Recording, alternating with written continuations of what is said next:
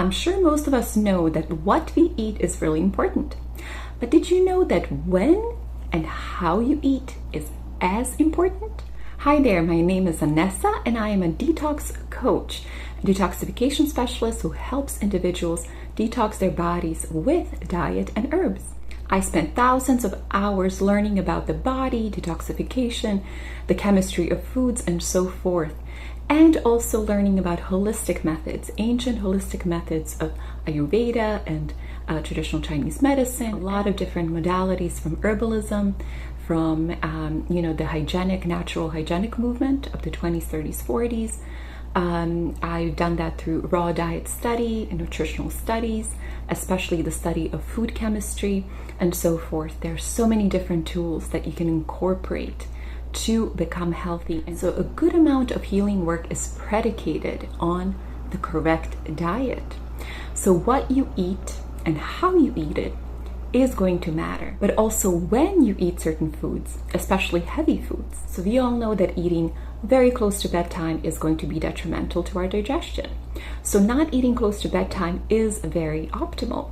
And this is because we're going to get into it a little bit later, but because the body should not have to process and digest anything when it's in that state of rest. So how you eat is predicated on two things: the way you consume the food, so how you chew, how you process, and also what type of foods you combine together. So even if you're eating 2 or 3 foods that are actually beneficial by themselves, if you combine them, you denature their beneficial absorption value.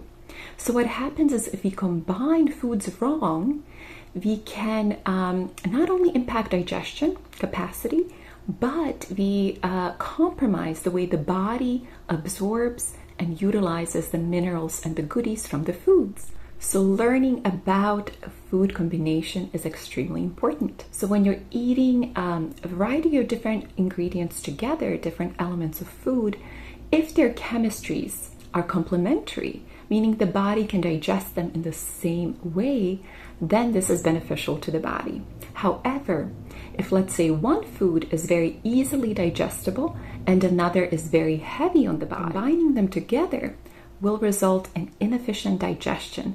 So we don't want to combine foods that are easily digestible with foods that are very difficult to digest.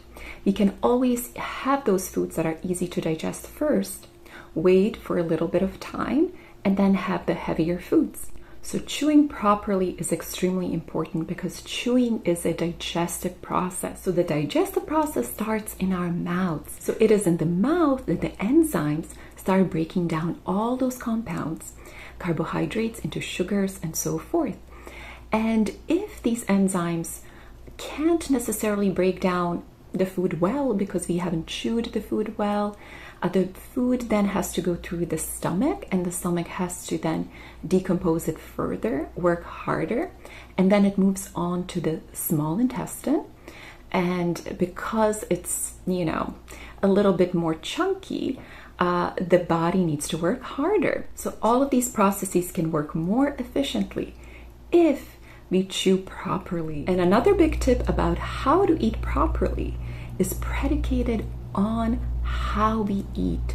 So do we actually sit down and enjoy our meals? So when it comes to eating, our emotional state has a lot to do with how our bodies look at this chemistry we place inside, how our bodies resonate with it energetically, and how the body can process it correctly.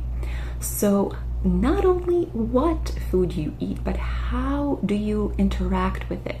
Emotionally, mentally. Do you look at the food and you're grateful for the food?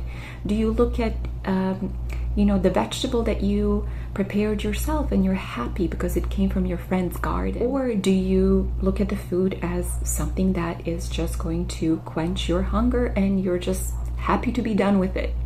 So it really matters how we approach food. How do we resonate with it? So our relationship with food matters when it comes to health. So if we're eating on the run and we're not properly taking the time to appreciate the food, chew the food properly, be grateful for the food, we're missing out on that relationship. We're basically telling our bodies, this is not important. Instead, if we signal to the body that this food is important, this food is precious, it is healthy, it's going to make us feel wonderful, then the body is going to relate that chemistry to profound goodness, profound health, profound good vibrations. You're basically blessing that food with your thoughts, with your emotions. And we all know that when we bless water, as has been done with Japanese experiments on thoughts, how thoughts change water molecules, we know that anything we put out there in terms of vibration and thoughts can influence water, and we're mostly water. And food is molecules, water molecules, minerals, vitamins.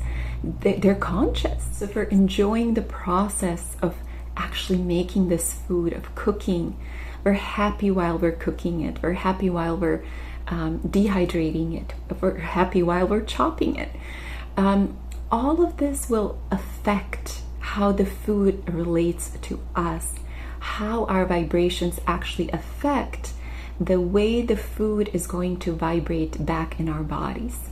So then how we eat, how we're, looking at the food and we're grateful for it, we're blessing it, that's going to also influence how our bodies absorb it. Take your time when you're preparing food, when you're eating the food, when you're sharing the food with a loved one. So all of these aspects of intentionality, of mental projection, of emotional alignment, when we're dealing with food, preparing, we're eating, we're consuming, all of that will help. So if you're looking to have a better relationship with food, start there. And finally, when you eat matters. So did you know that our digestion is aligned with the cycles of the sun? So since we are nature, we align to its cycles. So our frequencies are always trying to correspond to the frequencies of the earth. So when the sun rises, we naturally rise with it. So that's what nature afforded.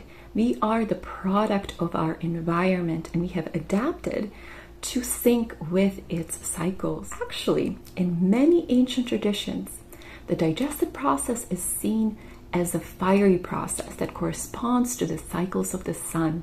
So anything that is fiery in nature in our lives has a lot of affinity with the sun, with the solar cycle. That means our digestive process has the most prowess when the sun is at its peak, from 12 p.m. to 3 p.m. So when it comes to this logic, what does that mean for us?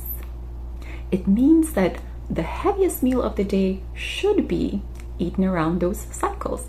So from 12 p.m. to 3 p.m. is when we should probably have our heaviest meal of the day, and that is lunch. So contrary to what many people do, having their heaviest meal as their dinner, if instead they switch their dinner with lunch, they would see tremendous results in their digestive health. So if you suffer from any digestive issues, my advice is to always have your heaviest food before 4 or 5 p.m. because that's when the sun is losing its power, its energy, and that's when your body is getting ready to go to sleep. It's winding itself down. And so with these cycles, you have to follow the sun, and when the sun is starting to set, so are our bodies. They're starting to kind of get ready for that rest cycle. So we don't want to push our bodies to be at the peak of performance when they're ready to be at their lowest capacity performance. So that is just nature. And if you follow nature, follow the laws of nature, then we can do no wrong. So if you found this video helpful, please give me a thumbs up and subscribe to the channel. And I will see you very soon with more content. Thank you so much for watching, and take care.